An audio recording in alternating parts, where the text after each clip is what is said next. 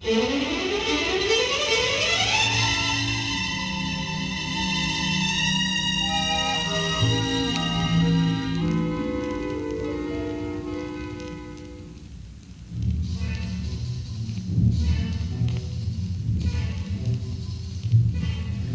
half-drunk bottle of Heaven Hill washed up to my second-story window this afternoon. I had my head poked out looking for helicopters or horsemen or something. I pulled it in with a broom. After serious consideration, I went over to Denise from 213 and knocked. Some guy answered with a "who the fuck are you" face. I swung the bottle around my back and said, "Just wanted to see if everyone was okay." He said something and I replied, "Okay, just let me know."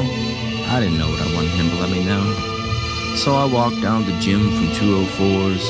His kid answered, "You seen Napoleon?"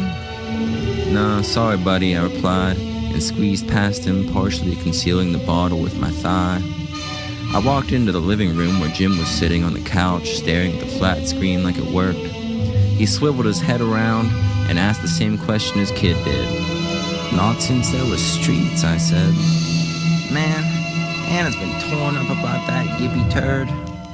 Jim changed the subject to mold when Anna came ripping out of the bedroom hollering, "Don't you dare talk about that poor little thing like that."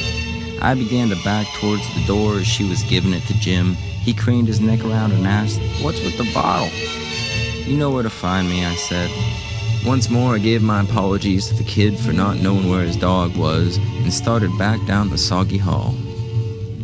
When I rounded the corner toward my apartment, there was the old man from the first floor slouched over with his small face in his large hands, sitting on the wet carpet. I hadn't seen him around much lately, even before the storm. "Are you all right?" I asked. His voice wobbled counter-rhythmic to his neck skin as he talked.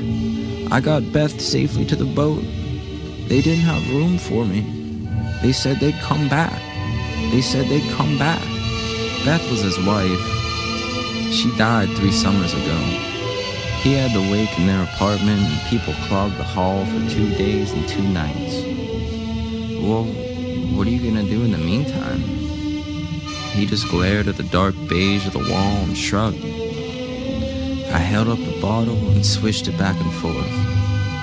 "Come on, you can dry off at my place and maybe we'll have a drink."